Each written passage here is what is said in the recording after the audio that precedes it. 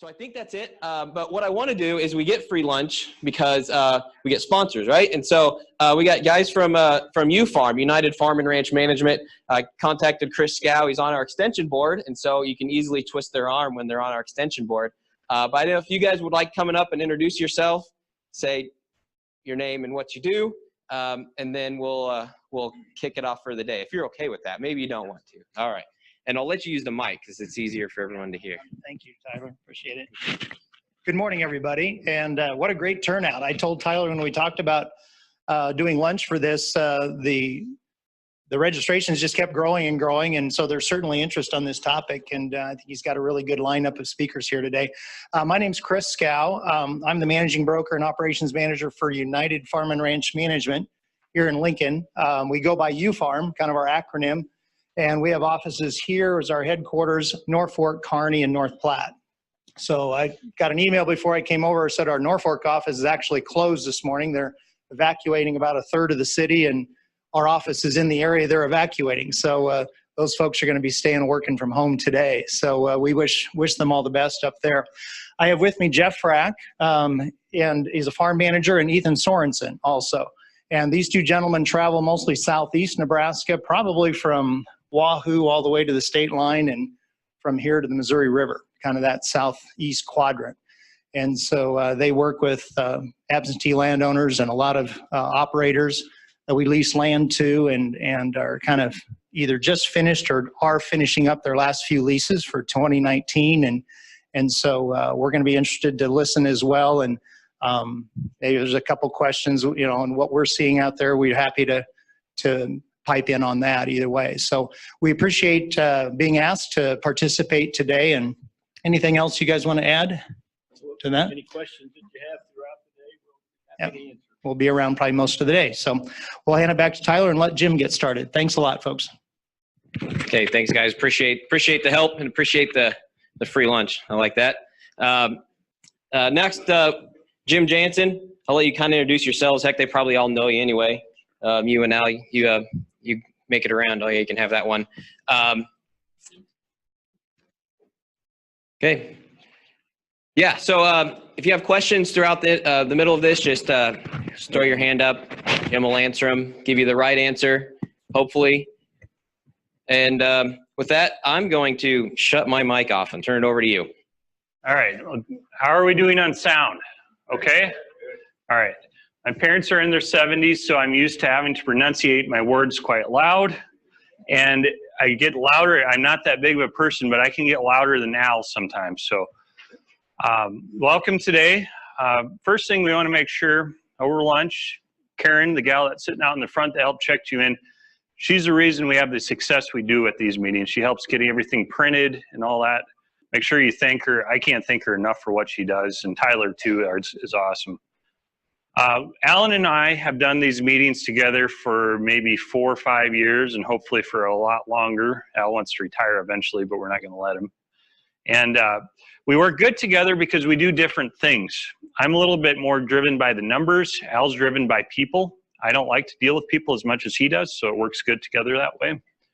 And as part of our program, we keep changing it from year to year. This year, our program is a 2-part session. The morning session is kind of more the economic side of it. What are the current cash rents? Well, congratulations. This is the first group we get to talk about actual 2019 cash rents in front of. So that's why these handouts aren't in a nice book. They're in a folder this time. Everyone that came in, and if you did not get one, Karen's still sitting out there for a few more minutes, but you should have a handout that says Managing Agricultural Land in the 21st Century in your handouts. And if you want these handouts in electronic format, let me know and I can email them to you, or send me an email if you want to give them to someone else. So this is a set that we're going to be doing this morning. In the afternoon, we're going to be dealing on cropland, kind of the agronomy side. Tyler Williams will be covering that. And then we'll also be dealing a little bit more on the grazing land side. And I acknowledge some of us may not have grazing land here, but the thing to think about is 2 things. One, you might have a property that borders grazing land. Even if you don't have cows or calves or whatever, there's a Nebraska fence law. And 2, what's the second thing? We are the beef state, right? Very good. So by show of hands, all right, let's see who we have here today. Absentee landowners, okay, roughly half. People that are a little bit older in life, you may have farmed during your lifetime and you're starting to think about transitional related matters. Any of those people? You? Okay. The majority of the people Allan and I talk to are either current landowners that are maybe looking to retire or at least starting to think about that topic, or folks that have inherited land or stand to inherit it. They're trying to learn how to deal with it. So that's kind of our goal today, is sizing some of these things up. I think this, like I said before, this is probably our most comprehensive program that we've done before. It will get longer, but I think we'll have fun as we go along, and it shouldn't be too bad, and we also have pizza at lunch. So, and thank you, United Farm and Ranch. We appreciate free food, right? Okay, first thing, our information that we're providing to you today was sponsored by a grant, so that allowed for people like me to get here along with your handouts. So that's the group that sponsored that. Kind of the overview for today. First part, we'll talk about land values. More specifically, the market value of land, okay? I have some slides and some charts that have been updated on that, and it looks like things might be declining some. Now, has anybody's property taxes gone up in the last year? Hopefully we don't have any metal cans in the crowd and start throwing them, right? What are property taxes based off of? Starts with A, assessed value, right? I'll talk about the differences between those. And that's a topic we're arguing not too far from us here in this city right now, is on the topic of property taxes. And I'm not taking sides. I grew up on a farm. I can about tell you when my parents' assessment comes every year based on their mood. But it's an important thing to understand. So we'll talk about, kind of cue up Al a little bit. If you are in a position, maybe you personally may not need them, but whoever stands to inherit it, what do we need to be looking for in land professionals? Farm managers, appraisers, attorneys, CPAs, some of those folks. You might have to deal with them at some point. Al is going to get started on the basics of legal considerations for land ownership. It kind of broached the subject. A lot of us, we've experienced working with attorneys, and sometimes we get nervous being around them. There's nothing wrong with that. My disclaimer is my significant other is a second-year law student right now, and she's a CPA, so I know how it is dealing with these people, right? So we want to educate you to the point that at least you feel a little bit more comfortable dealing with those professionals, dealing with friends, family, negotiations for land, negotiations for estate and transitions. That's kind of Al's matter. Division of the assets, and then I'll kind of get started back in the later portion here on current cash rents, and I think a lot of us are interested on that topic, okay? And then we'll kind of pull everything together this after our second break will be on written leases and some beginning farmer programs. I acknowledge most of us here are probably not a beginning farmer, but if you rent to a beginning farmer, there are some tax credits available to the landowner if you rent to someone young or a beginning farmer. So that's kind of the outline of the morning session. If you have questions, let us know. I am being recorded, which that means I have to watch what I say a little bit better than I usually do. So if you have questions, I'll try to repeat them since the group is a little bit bigger. Make sure we can get this in front of everyone. So first part, Nebraska land values. Without looking and cheating, let's stay engaged. Who thinks land values increased this past year? Anybody? Okay, a few. Counted 2. Anyone else? 3. I would be willing to bet you might have ground held in eastern Nebraska. Who thinks it's gone down some? Okay. 5%? 10%? Few? Okay. 3%? That's what we have here. A little background on where our information's coming from first.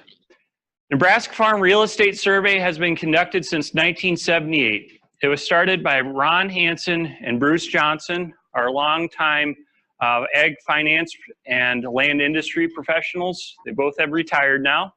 Chances are either you or maybe some of your kids at some point in their life have been exposed to those two.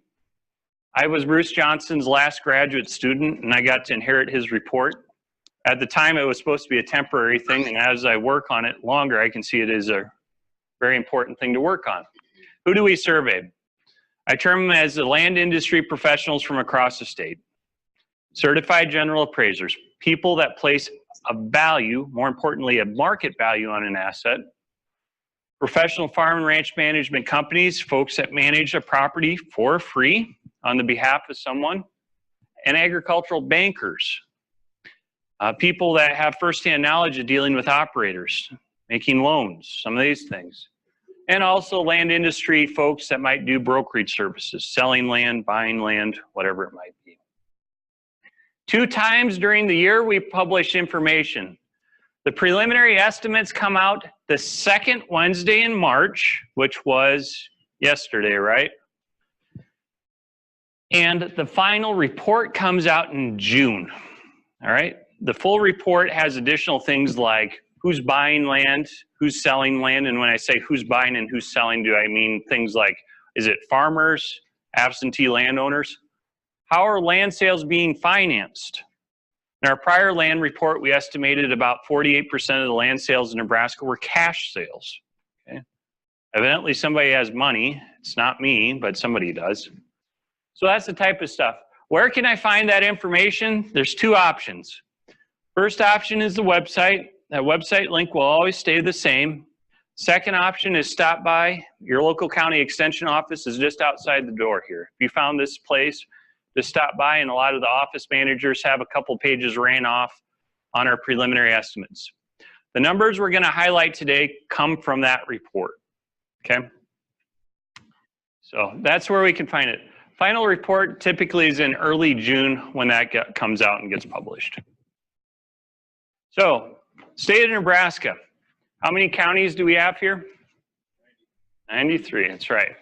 Allan and I have been to community colleges across the state delivering a portion of this program, and we've had responses from 117 to 82 so far.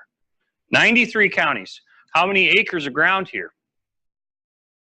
And a lot is not an answer. It's millions, I can tell you that. How many million? 45 million acres of agricultural ground in this state. About half is cropland. The other half is either grazing land or hay land, the type of land that supports the cow-calf and cattle industry here. Third question, who is the largest private landowner in this state? Private. Ted Turner. How many acres does he own? A lot. A lot is not an answer today. He owns roughly 1% of the land in the state of Nebraska, and there may be some municipalities or government agencies or something that own a lot too, or private. But Ted Turner owns 1% here. He's 80-something. I think he's 82 years old, and he has an onset of dementia. So the big question is, what's he going to do with his land, right? What are we going to do with our land? If you're here, you have an interest in it somehow. Something to think about.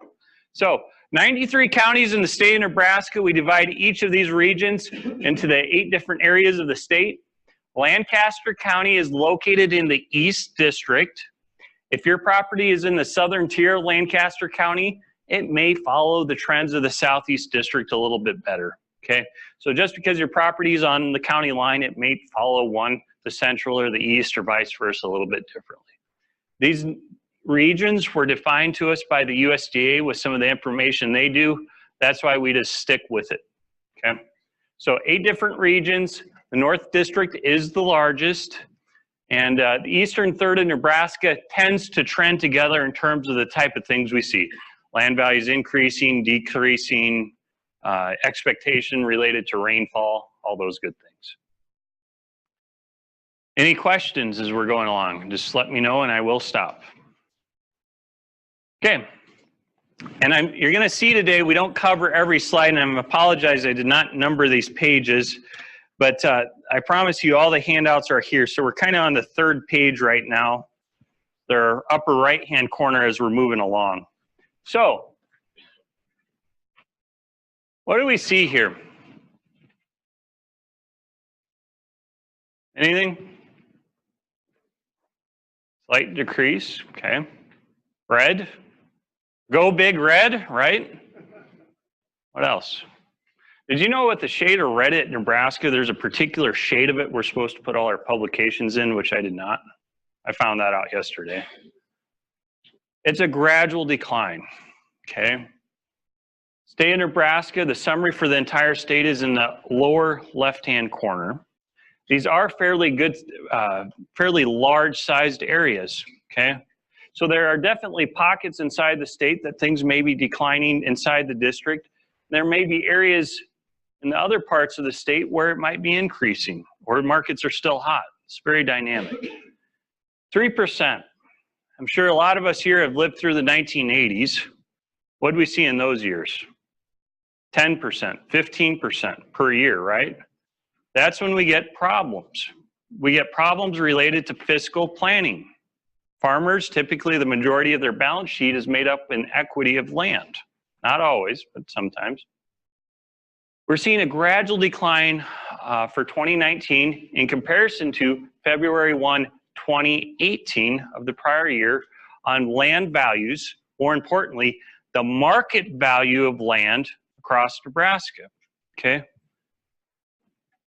If you look at this number, this 2650 over time, and put that on a chart, that's what we're going to see in the next one. So if we go back each and every year from 2019 all the way back to 1978, that's what we're going to see on the next chart, okay? Now, there's two things about me. I'm trained as being a farmer's son, and I also have multiple degrees in economics. You know what that makes me? Perpetually pessimistic. Al could verify that, and also not married. So, why, if we got this guy up here that's half or a third of how old I am, how can my land values be declining and my property taxes going up? Okay, I'm going to set us up for the next slide.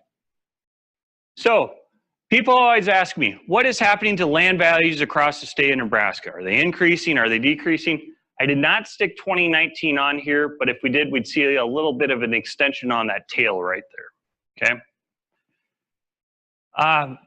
We got two things going on here.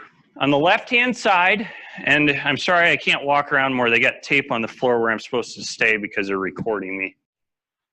We got two things going on here, okay? We start in 1978 and move forward till present. That's what's on the bottom of there, okay? The left-hand side, we have the dollar per acre. That's the estimated market value of land in Nebraska. That's on the left-hand side. That's that red line there, or excuse me, the blue line. It ran up and then it's declined some. And then we have one other thing. What's the only crop we grow in every county in the state? Corn, right? What are we the #1 state for in terms of cattle on feed?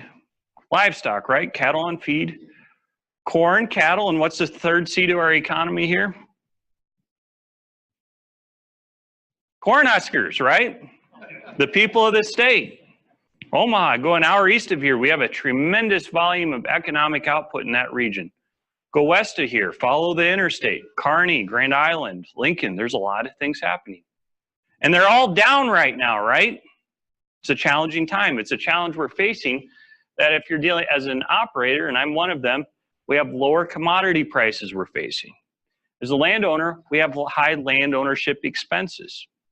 So, on the topic of property tax, a couple things to note.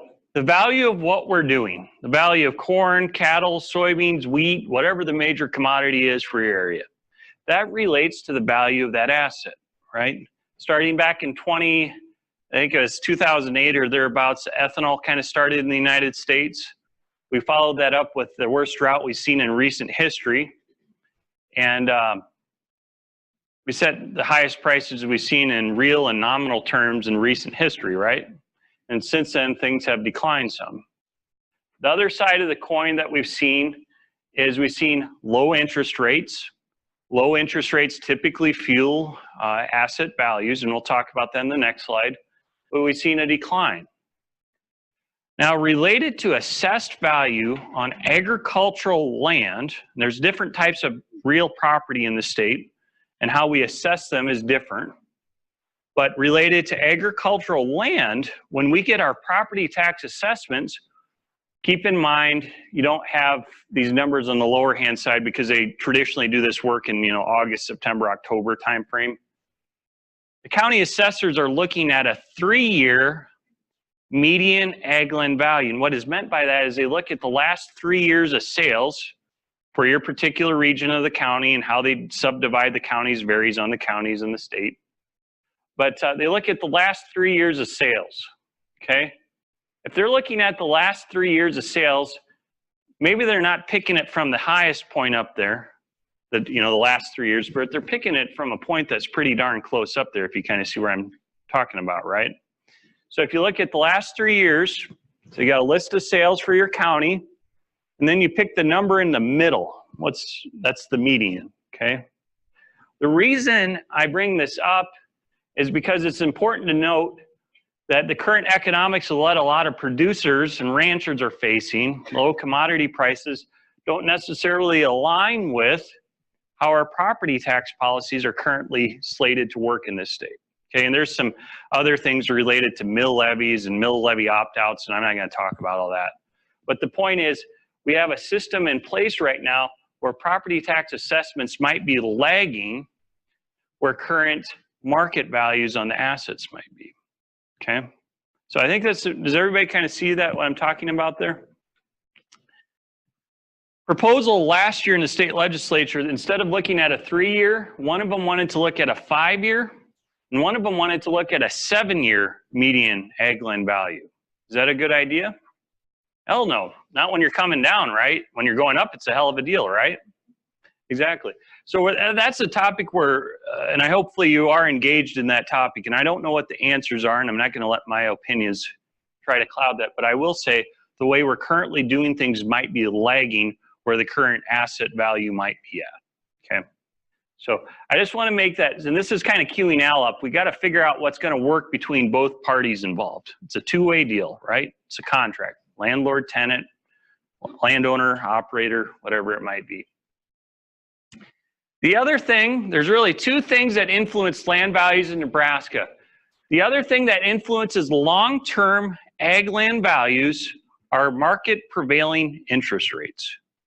And it was kind of a perfect storm that we had when we set some of the highest prices we've seen related to ag land. We had a very strong uprising in prices, and when the general economy, not the ag economy, but the general economy was having some problems in the housing industry, they did things, and I have the 10-year Treasury yield rate up here, and there's a reason why I do that. I'm not going to get into that. But it's just an indicator of the general trend of interest rates over time. We set some of the lowest interest rates we've seen in recent history have been over the last few years because the housing market wasn't so good. And this hasn't been updated recently, and it might be just a tad higher. But the point is, we set very low interest rates. Very low interest rates tend to fuel higher asset values. It's a capitalization of interest rates over time is what economists term it as. And if you know what that means, you're probably not married, right? I'll give you the example. My pickup that's sitting outside here today, which has just pure straight liability insurance on it, nothing else, has 370,000 miles on it, okay? It just hit it. And my significant other does not like being seen in it. She says, and she's a CPA, which when it comes to doing farm taxes, she said if we'd ever be married, we'd file separately. So anyways, I have farming interests. She says, I need to go find a new vehicle. She gives you money. When your spouse gives you money, even if it is my money, she says you get $500 a month to go find a new vehicle. You're going to spend every penny, right? Right up to $500 a month.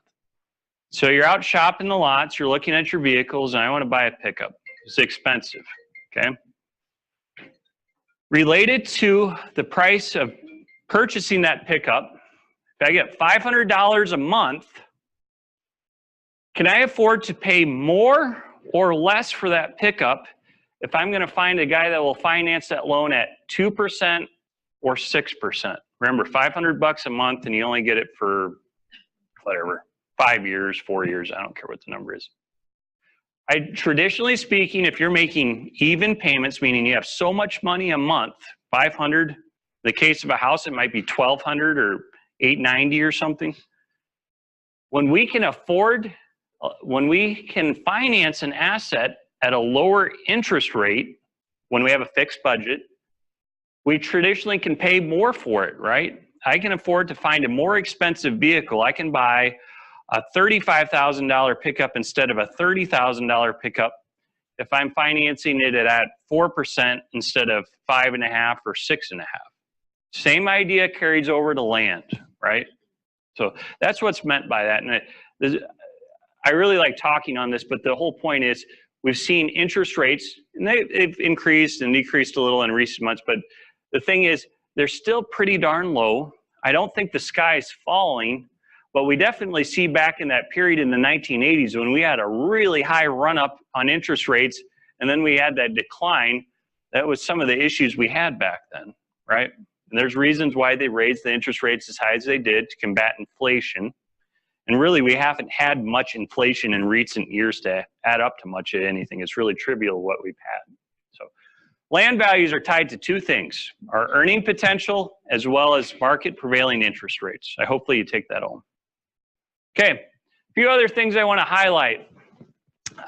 There are 8 different, I believe it's 7 or 8 different types of land we highlight in this handouts that we have in front of you, and I'm not going to highlight all of them.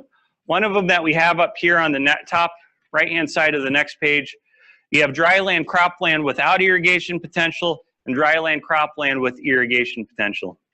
Without irrigation potential, that means one of two things. Either the water is not there, or current policies of the county or the Water Natural Resource District does not allow for irrigation development. So we see things kind of floating around here in the state of Nebraska. Southwest Nebraska, south central Nebraska, we faced some challenges in terms of water management, so we've seen a little bit higher rate of decline there. Central and eastern Nebraska, we've seen it up slightly. What's going on in eastern Nebraska? Any ideas? Well, besides Tim Miles, we're going to wonder who our next basketball coach is, right? No, we'll see. Maybe he'll pull it off. I don't know. There's some industries coming in some of these pockets. We have a lot of livestock up in Cumming County. You get down here, we have some commercial poultry facilities going in, right? We have an introduction of a new industry that's definitely going to influence the ag industry, and I'm not taking sides. That's for the counties to figure out on their own. But it is something that has been introduced here that people have made comments on the surveys coming in that in certain areas, and I'm not saying they carry through all the way to Lancaster County, but in certain areas up in a portion of the county that has been pointed out to me that we've seen interest rates increasing a little, or not interest rates, land values either being fairly steady or possibly a little bit higher. What else do we got going on out in this area here? Anything? It's out by Seward, York. Seed corn production, right? Commercial seed corn production. Another alternative opportunity that if you get the opportunity for it, traditionally it's fairly favorable for someone. So I've seen some of that kind of trickle in these two areas is what was noted to me. Once again, I'm not going to cover all of them. Grazing land, non-tillable. You'll note on the bottom of this sheet here, we have grazing land tillable and grazing land non-tillable. What the difference between those two are is if it's tillable under the right circumstance, which traditionally is higher commodity prices, and if your local USDA service center would approve it, you might consider development of that land. Grazing land non-tillable is a type of land you really can't rip it up because of slope, it's too wet, whatever it might be. Seen a little bit higher rate of decline across some areas of Nebraska, especially in the eastern third here. One thing that we've seen, what peaked first? Corn prices or cattle prices? Anybody remember? Traditionally it was corn prices, and then about 18 months after that, a year after it or so, the cattle, feeder cattle, live cattle, cow-calf, whatever it might be, it peaked. The rate of decline, in my view, might be a little bit higher on the grazing land in certain areas because we've seen that decline a little sharper for this type of land because it peaked later. It peaked maybe in 16 or 17. We're kind of coming down off that high versus cropland. It peaked sooner, and then it came down a little bit heavier in the last few years, and maybe not quite so much in our recent findings. Okay, the last, I think I'm going to highlight one or two more things here, and then we might have Al come up here and get started. Center pivot irrigated cropland, our highest valued land class in the state of Nebraska. Okay, how many acres of cropland do we have in the state that are irrigated? Any ideas? Too many? Okay, that's not an answer either. What else? Well, it depends who you believe, and I shouldn't say this if I'm being recorded, but there's different places you can look.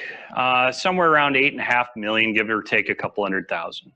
It's more irrigated cropland in this state than anywhere else, and that includes California. I spent a couple of weeks out in California as part of the training we have to take every year, and it was taking training on this topic, and it was with guys and women that worked in the almond industry, okay? And there's couple things I learned. If you're in California, it's not almond, it's almonds. I don't say it right. But what was interesting on almond trees, they have subsurface drip irrigation to all the little trees. And their water management is such an issue in some of those areas, they're seeing some of the orchards drop by feet because of their water management issues, okay? The road's up here and the field's down, way down there now. You know, it's not because the county pushed the road ditches up or something. So water is definitely an important thing, and it's our natural hedge against drought in the state. So traditionally speaking, it's our highest valued land class. A couple other things I want to point out. Is 1% in northeast Nebraska really a decline? In my view, certain areas of the state, it might be stagnant or even steady. 1% up, 2% down, whatever it might be. Really, we're just seeing you know, a market in certain parts of the state, especially the eastern third and maybe the central to less of extent. Yeah, it's down a little bit. You compound 3% over 5 years, it's 15, 20%, whatever it might be. The main thing is we're not seeing a tremendous fallout, and that's a good thing with respects to having a stable farmland base in an area. So, on the topic of water, my dad and I, we just bought crop insurance last year, and we took out a higher rate of coverage because he thought it was going to be a dry year this year. So, all right. Okay, as part of our survey, we have a set of economic forces, and I think I got a slider here too, Al, and then you're going to get started up. Related to these economic forces across Nebraska, we asked this question. It's basically the same darn question since the inception of the report. Not quite, but it's very similar.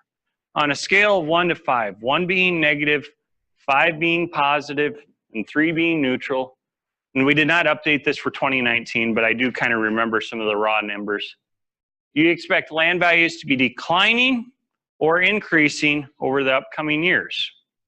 Okay, that's what that chart says. And I made this for the last 5 years. If you looked at it 5 years ago, it was almost flip-flopped. Couple take-homes. What are the current challenges operators are facing? Current crop prices, farm input expenses. What are the current challenges landowners are facing? Future property tax policies and property tax levels. The one thing I did look up, do anybody want to guess what the 2 most negative things were noted in terms of land values in this state on the 2019 survey? Property tax levels was number 1. Number 2 was future property tax policies. The reports I can find, I've never found them to be more negative, both of them to be more negative than farm input expenses and current crop prices. So that's something that's really kind of stood out to me or stuck out to me. Okay, I guess I got a few more slides here. I'm going to cue Al up to get started on his section. Any questions on this thing? Yes. I want to know why they call them amons in California.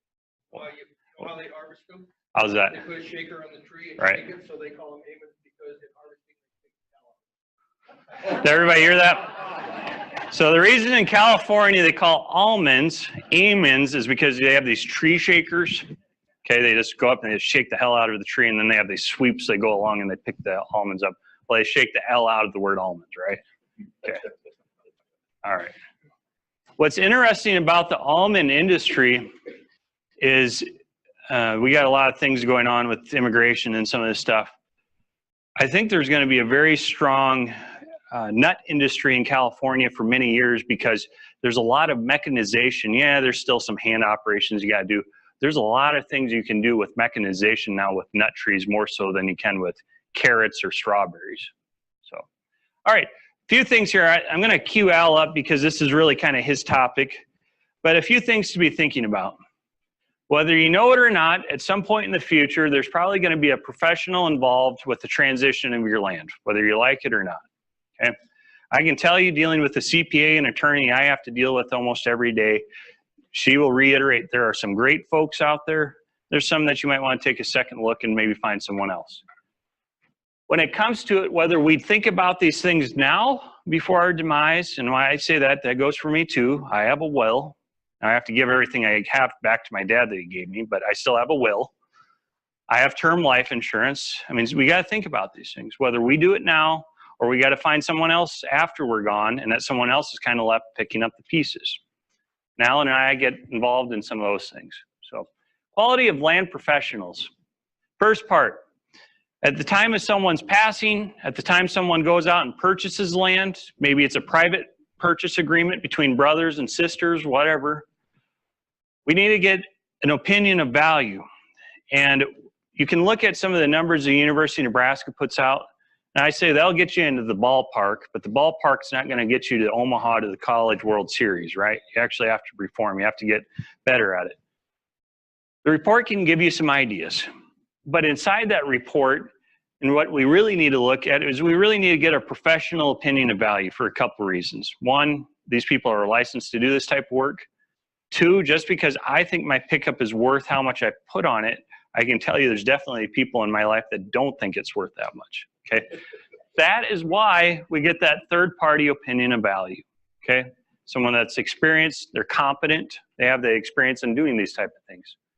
So we do this to get an understanding of the current market value, and it might be the current market value at the time of someone's demise, okay? That relates to estate stuff, so it might be the day of or the day after someone's passing. They can take a look back in time, okay? We gain a perspective on the type of land, local economic forces. Thing Allan and I always see people argue on are barns, the farm site. They remember grandpa and grandma lived there, or mom and dad, they remember milking cows there. I can remember milking cows on our farm because the cows left about the time I left for college, right? And these last two words relate to depreciation and functional obsolescence. Does anybody know what functional obsolescence means? You don't use it anymore. My parents had a 30-cow milking system. It worked really well if you had one thing. What was it? Free labor, cheap labor, child labor on the farm, right? There are no laws to protect us. And so when they quit milking cows, what was the value of that equipment? Well, at the minimum, it's just like my pickup is, scrap steel, right? What else? We found a company by Fullerton, Nebraska, and I forget their name off the top of my head, but they came out, they actually took all this stuff along with some other neighboring dairy farms that were, and I personally helped load up our stuff. It took us 10 years before my dad would let us get rid of it. He thought, yeah, he never knew if he was going to get back in or not. Where do you think this stuff headed to? Mexico on south, right? It beats milking a cow by hand. So that's what's meant by this, and people typically don't understand that. Now, that old dairy barn we had, we do some backgrounding of lightweight calves, and we have kind of a cattle working area inside it now. But you got to think about that, and that's why we get an appraisal done. We truly need to understand the unique asset we have, and does that dairy system have any value, or is it just $1,000 because stainless steel is worth whatever amount? How much does an appraisal cost? This is some numbers that have been told to me by people I visit with. Not saying appraisals cost this much or less or whatever it might be. A couple things. You got to find someone that's licensed and competent to do this type of work. Where's the property located?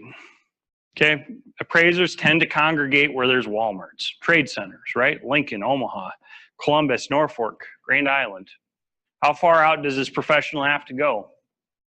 What kind of improvements? Is it a bare parcel? Is it an irrigated corridor with a pump and a well and a pivot? How many acres? Are you out in no man's land, out in ranching country? Those cost more. You're dealing with a lot more acres. There's not maybe nearly as many kind of folks that do that kind of work out in that country.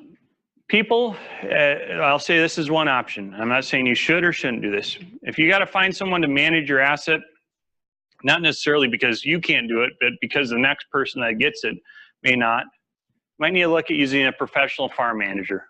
Think of them as a property management company for agricultural assets. That's kind of what the second point there highlights. We're going to find people to manage these assets for us in the event we maybe can't, or maybe the generation that gets it doesn't have the ability to do that. How much do they charge? The numbers I've heard of, typically it's a % of the cash rent or the cash equivalent from a crop share. I've seen anything from 4 to 12%, more or less. It depends on what you got and what's being done, okay? How do I find these folks?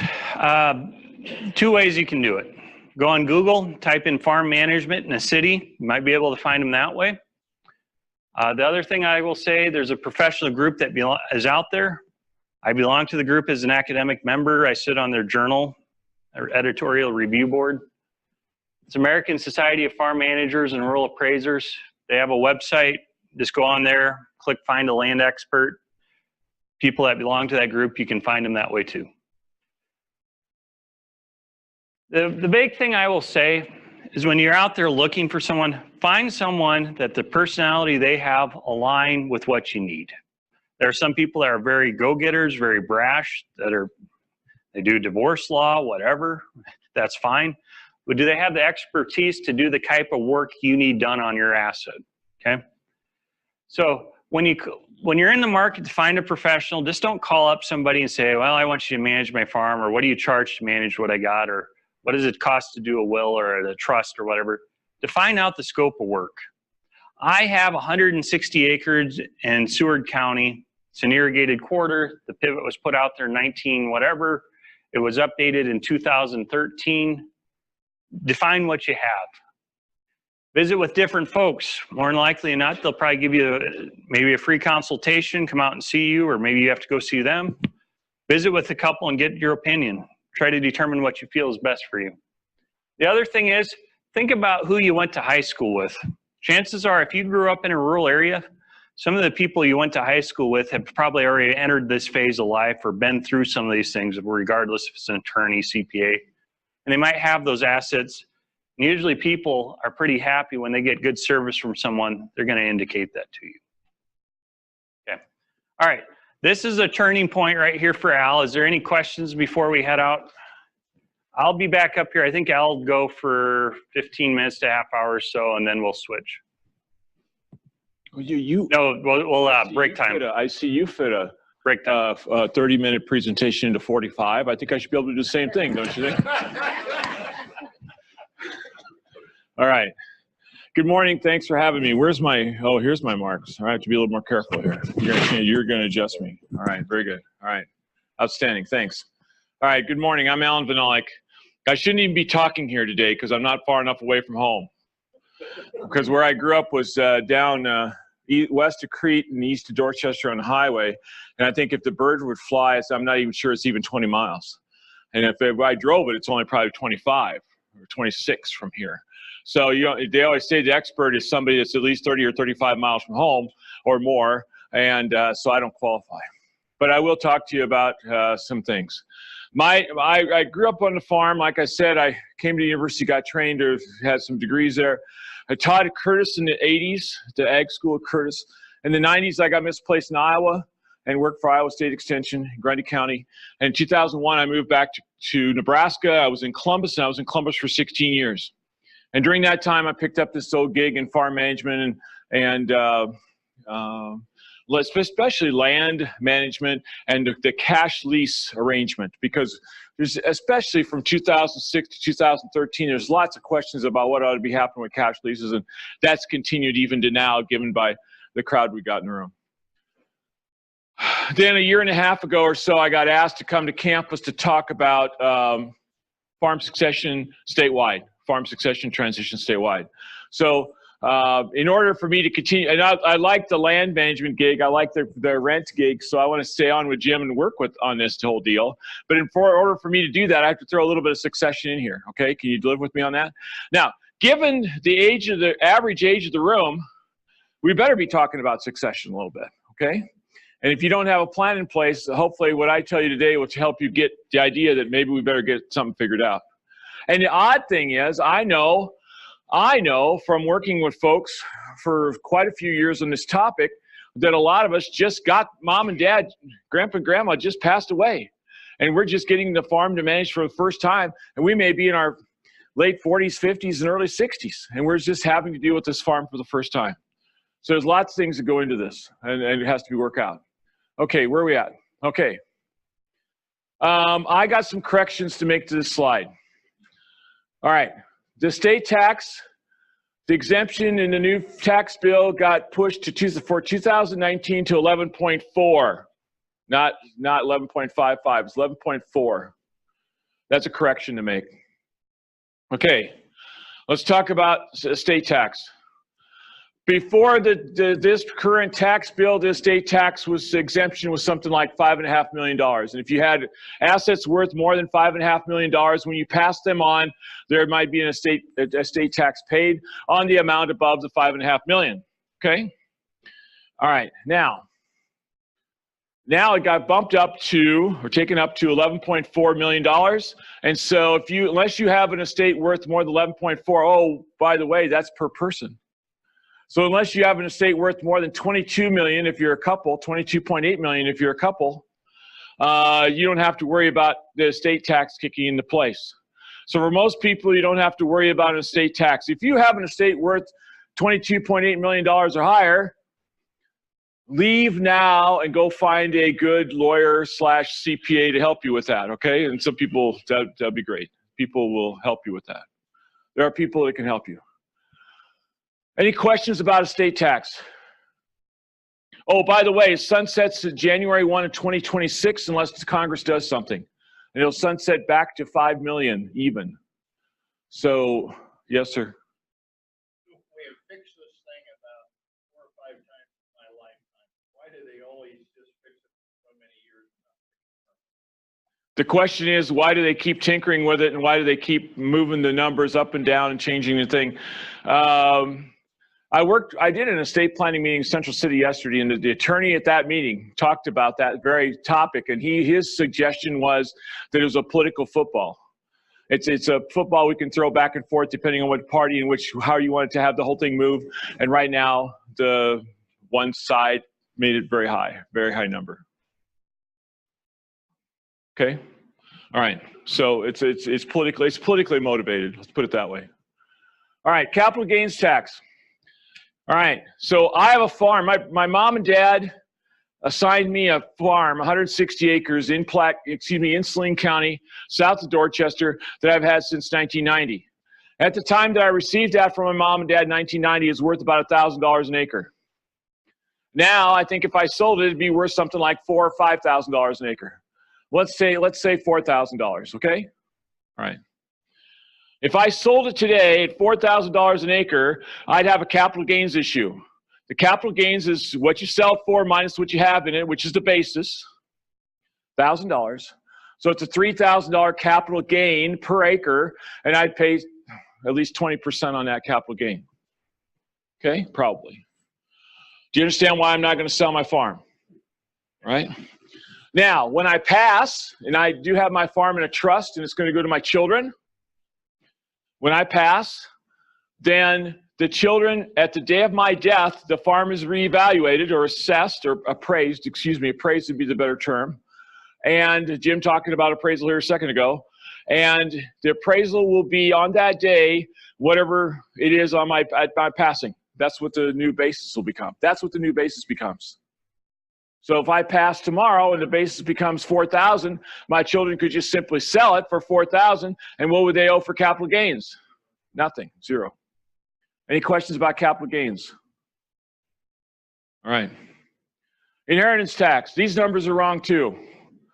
1%, 13%, and 18% is the correct numbers. 1%, 13%, 18%. Let's correct them. All right.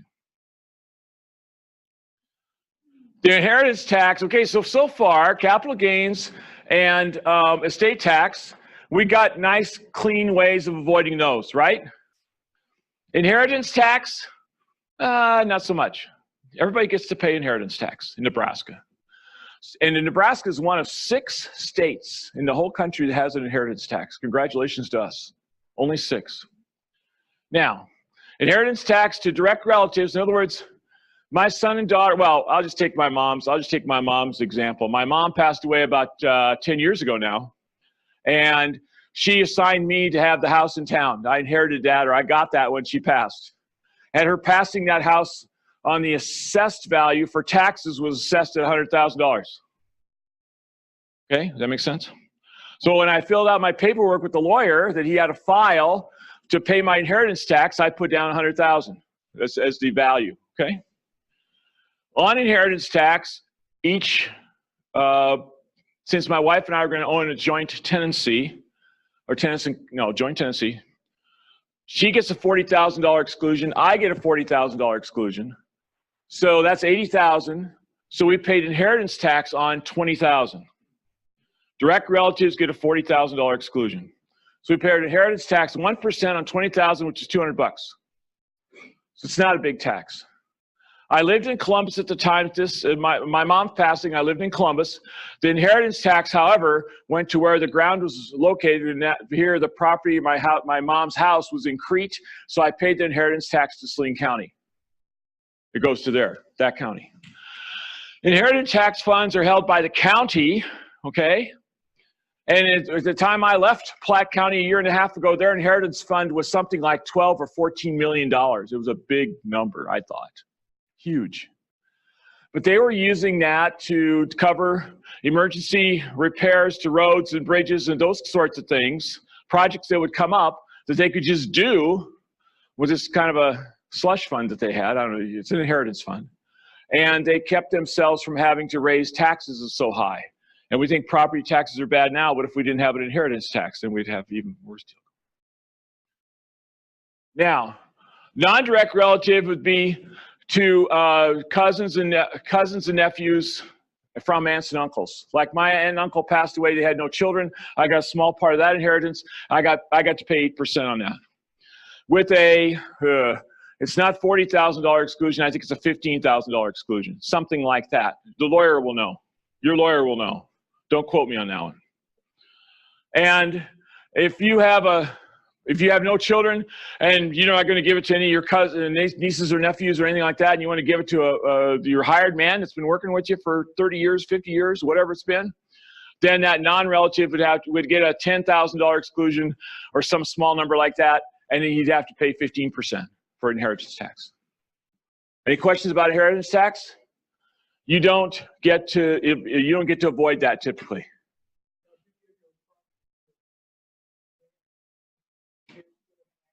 I ask a tax person, I would think not, but ask a lawyer or a tax person about that. I can't answer that.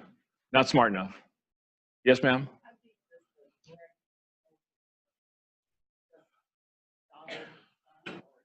How deep does direct relatives go? It would be your direct lineage, meaning as grandpa and grandma, I could give it to my grandkids and they're still at 1%.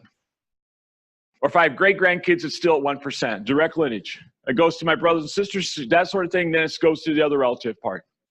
Okay? Yes? In-laws are, no, that's fine. 1%. That in-laws, like for instance, okay, so my mom and dad, let's say that my wife and I have this land, or this deal, right?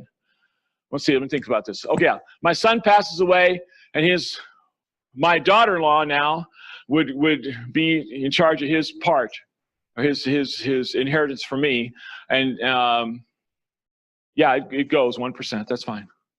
It's because it's married in. Yes, sir.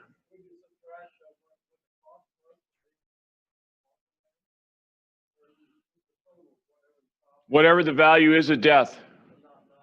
No, there's no basis out of this thing. Just whatever it is at death. Okay, did you understand that question? Do you have to deal with a basis here? No, you just take whatever the value is that you assign to it at that passing. Okay. Just know, all this says here is it talks about how you calculate basis and when you get the stepped up basis and when you do not get the stepped up basis. So if you're given land as a gift, and so see, some people would take an acreage, for instance, and they could parcel it out to, I think that this year you can give $15,000 to per person and not have to say a word. No filing, no paperwork, no nothing. It's just a gift. And I could give $15,000 to my son. My wife could give $15,000 to my son. I could give $15,000 to my daughter-in-law. She could give $15,000 to my wife could give $15,000 to my daughter-in-law. That makes $60,000 we can give to another couple. That may be a whole lot or something in town. You follow what I'm trying to say? Or property. So if I receive it as a gift through some kind of process like that, my basis doesn't change. Whereas if the property was worth, if I had a property worth $10,000 when I got it, a lot in town, for instance, and now it's worth $60,000, I gift it to my children, their basis in that property will be $10,000. It will not change. That's what this slide says. However, if I die, the basis goes to whatever fair market value is as of that day, $60,000. That's what that slide says. Are you okay with that? Any questions? All right. Sorry this is so technical. I'm trying to roll through this as quick as I can. Some people, some farmers especially, use a 1031 exchange where husband and wife inherited land. Now, were gifted land out by somewhere else, someplace far away. They don't want to farm it. They were gifted land. So they got that low basis in that land, right? That low basis. They were gifted that land, so they got the low basis in it. And so they can do, instead of having to worry about paying a capital gains, they could sell that property and come and buy a different property. Let's say if they wanted to farm, they'd buy a different farm closer. Does that make sense? That's what that's talking about. Do a 1031 exchange. So I have cousins. I probably shouldn't tell the story. I'm too close to home. But I have cousins. We're not going to say it there by Crete. But we have cousins that wanted to sell farm ground. But my aunt and uncle, their parents, my aunt and uncle passed away 25 years ago. So now they want to sell the farm ground. And essentially, there's going to be a huge capital gains issue. So the one set of cousins was going to take their part of that farm ground and consider purchasing another like income producing property. In this case, they were going to consider a condo in another state, a vacation condo in another state. And so if you bought a vacation condo in another state and you had it managed by a company there and they rent it out, then you just keep it for 1 or 2 weeks a year, whatever you want to use it. That would be considered a income producing property, just like a farm would be, and they can get away with that 1031 exchange. You can't do a 1031 exchange by selling property and going to buy a boat. That doesn't qualify. Okay? All right. That's what this talks about. Do I have this done right? Yes, I do. That slide is right. Okay. Beware of unintended consequences. I think that most people will be okay on this because you have a competent enough attorney to keep you out of these troubles, but I'll make sure that you understand what's going on here. Land owned joint tenancy with right of survivorship just means that my wife and I own our house in town here, and I pass away, the house just goes to her. I don't worry about basis. I don't worry about anything. It just goes to her. Got it? But that farm ground, if we own that farm ground, Saline County is joint tenants with right of survivorship. If I pass away, it just goes to her, right? And that's probably okay too. However, since she's the better looking one and she's the nicer person, she will probably have an opportunity to be remarried. Okay, got it? And so she gets remarried and her new husband own that joint tenancy. And then she passes away first. Where's that land end up? With their new husband. Where do I want that? Where do I want that land to end up? With my children. My 2 natural-born children. Not with some Yahoo's national 2-born children. I don't want that. So just make sure that make sure that you have this set up right, correctly, so that you have it passing to where you want it to have it passed. Number 1. Number 2, yeah, that's just simpler. Well, the other messier thing with joint tenancies, if you don't change the will, if you have a divorce and you don't change the will, you both get remarried. Now my new wife, I passed away and we didn't change the will. My new wife gets nothing. My half of that farm goes to my old ex-wife because we didn't change it. Titling makes a difference. Okay? Land-owned tenants in common. So what's very typical in Nebraska is that when mom and dad have a farm and they pass away, it goes to their children. And now their children own that farm ground, tenants in common. Now, if you got 3 children, for instance, that own 160 acres somewhere out here, we're not taking, well, let's make it 240. That's easier to figure in my brain. If you have 3 children that own 240 acres out here, we don't specify an 80 for each one. We're not doing that. They own it in common. In other words, they all own 33% of all the ground, okay, all of it. Nothing's partitioned off or nothing's portioned off to each person. They just own it in common. Okay. The simplest way to illustrate the story is this. I shouldn't do this, but I'm going to do it anyway. Lady called. The saddest story I've had since the first year is this one. Lady calls me up, and she lives up north in Fremont somewhere. I'm not going to say where.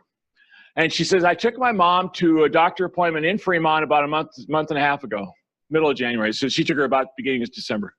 On the way home from the doctor's office, she said to grandma, your mom says, take me by the farm where we grew up. And so she takes her by the farm and she says, stop. She points to the farm ground and she says, daughter, you're my personal representative. You got a brother and a sister, but the 3 of you need to promise me that you'll never sell this ground. Keep it. Okay? And she said what she needed to say. Yeah, Mom, we're going to do our best. We'll try and keep it. And 2 weeks later, the mom passes away. And then a month later at Christmas time, the 3 kids are talking, about 10 days after their mom's death. And the older daughter, the personal representative, is fine. Her middle son was fine. But your little sis, younger daughter, says, I don't care what Mom wanted. I want the money. Show me the money. Okay?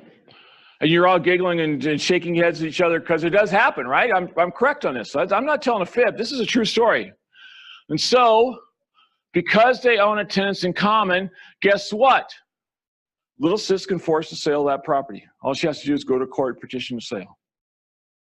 Okay? And to that, the lesson is, if grandma really wants to keep it in the family, she has to do that by not letting them have the tenants in common. She has to do it with some other device. Typically, you would use some kind of a trust, and you can control it from the grave. Hand out of the grave control. Okay? So by who? Well, right of first refusal means that if you're going to sell the property, right, they could buy her out. That's right, but that's not used typically where first refusal is used. Well, it can be used that way. You're not wrong, but first refusal is typically used if you have a farming son. Here, none of the kids farmed, but if you had a farming son, you'd write it into your trust to say, farming son gets to buy this property he gets first refusal on this. And by the way, we're going to use Jim's numbers he just showed you on land values, and we're going to use 80% of those. Or you can put in whatever percent you want to. All right? So that somebody doesn't get the idea that this has to be what I hear in the coffee shop. Because that gets crazy. That gets stupid. Yes, ma'am.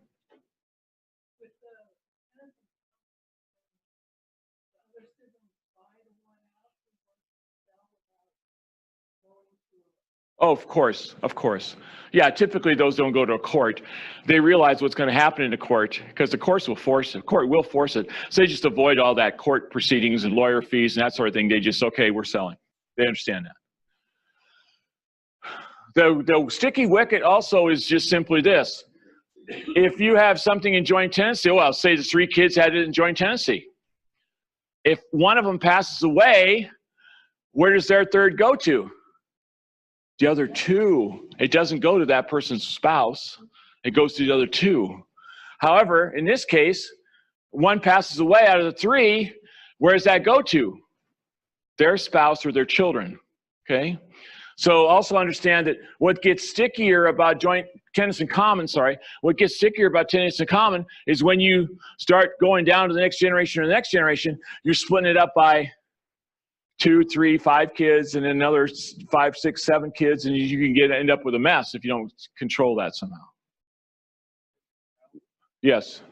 All of those levels have Yes. no matter what. Yes. I had a phone call from a lawyer in Lincoln Monday in my office, and he indicated that he's hearing of some situations down south, like in Georgia and Alabama and Mississippi, where some of this tenants in common stuff got down to 1/64 or 128th of the property, and then a company would come in and buy out their 128 share, and then force the sale of the whole thing and try and buy the whole thing for a fire sale. You done? Would I do what? Repeat the question next time. Oh, yeah, sorry. I got to remember to do better at that. Yes, I apologize, because we're being recorded. The question was, could it make any difference? Can any of those smaller amounts force the sale? Yes, under tenants in common, they can. Any of those smaller amounts can. A will is enacted at the time of death. A will, nothing happens with a will until you die. However, a trust, and the reason I have this up here is some people want to know the difference between a will and a trust. A trust is enacted as soon as you sign it. It happens right away. So I take my farm, I put it into a trust. I'm the trustee. And then when I pass, it goes to my children. I left my wife out of the trust, and my wife was willing to go out of the trust. She said, that was your parents' farm ground. I was happy. I mean, and anyway, we made a provision in a trust that says she gets life use or life income until she's gone, assuming I pass away first. And then after that, the kids are welcome to sell it. And the trust provides other control. For instance, when I pass, my children would be gone, it's going to go to my grandchildren then, right? That's where my farm would go. But if my grandchildren were still of minor age, there's provisions in there saying it doesn't go to them, it's going to go to a trustee that manages it until they get to be X number of years old, okay? The lawyer I worked with yesterday said, what was her comment? No, good point. No, the lawyer yesterday said, my trust, if I'm gone, my wife and I get killed in a wreck tomorrow, all of our stuff will go into a trust, and my children don't get it until they get, 1/3 at 30, 1/2 at 40, and whatever's left at 50. Because he said they should have to work to earn a living, and then they can enjoy the gift.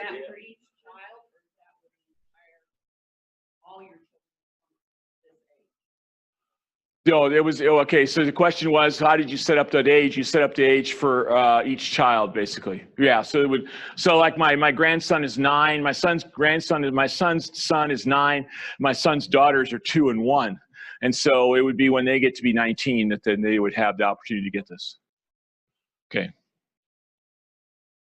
So if you want to control your stuff from the grave, work with a lawyer on establishing a trust. Okay, and it's not as complicated as it sounds. Before I get to that, we're going to take a break here very quickly. But here's my big thought on this. Don't get confused with all the terminology. If you're working on a succession plan or what you're going to do, what happens next, don't get confused with the terminology. Probate, wills, trust, LLCs, blah, blah, blah. Don't get caught up in all that. What you need to do, write down what you have, how you own it, joint tenancy, tenants in common, LLC, however it's owned, okay? Write down what you have, how you own it. If you have any money left to pay on it, I would bet this crowd's got everything paid off. That's fine. And then what do you want to do with it? What would you really like to, in utopia, what do you want to do with it? If you have that figured out before you go see a lawyer, then the lawyer will apply the tool to make that happen. Whether that's a trust or an LLC or just a will or whatever you want to have happen. The lawyer, if you don't do that before you go see the lawyer, what will the lawyer say when you walk into his office? He'll say, oh, okay, I'll be glad to help you in an estate plan. And by the way, just like the parking meter starts to run, his meter starts to run at $200 to $400 an hour. And then he'll say, oh yeah, but so by the way, you've prepared nothing, so let's talk about this. What do you have? Oh, you have a piece of ground? And where's that at? And he's starting to write down legal description. He's trying to write all the stuff you could have done ahead of time. But you're paying $200, $400 an hour to have him write it down for you. Bro, don't do that. Save some money. All right. If you would just listen to that piece of advice alone, I've just paid you all day for being here. I've taken care of you. Okay? Everyone over 19 years of age should have a durable power of attorney or a healthcare power of attorney. The durable power of attorney says, if I'm incapacitated and can't handle my business, here's who I want to handle my business. Everybody over 19 should have a healthcare power of attorney.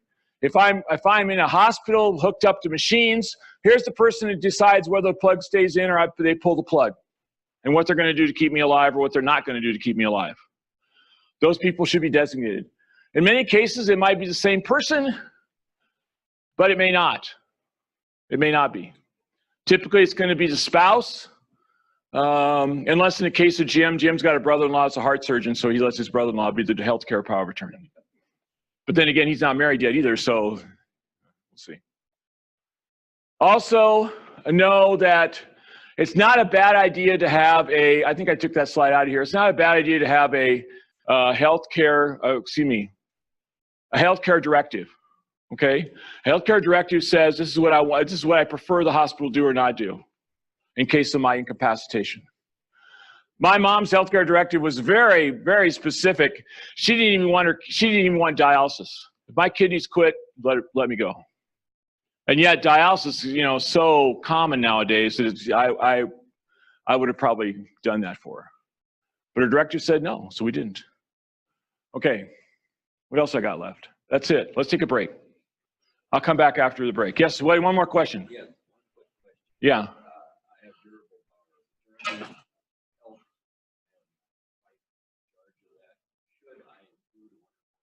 Absolutely. Okay, the question is, do I have a durable power of attorney? And my wife is the first contingent on that, or she's the first one designated. Your lawyer should already have 2 or 3 other people on that list, if your wife can't do it. And if you don't, go back and change it. Yeah, you need to make sure there's at least 2 or 3 other people there on that list that would take over in case your wife is not able to handle that. Are they in section? Yes. Yes. To avoid arguments between them. Yes. You don't. Yeah, if you have more than one child, one more, and you want to list them both, let's say you have 2 and you want to list them both, put them in order, who you want first, who you want second. Don't put them as co. That's what the attorneys will tell you. Don't put them as co. Because if they don't agree, you're doing nothing and you're paying, it's just a bad deal. Yeah. Thank you.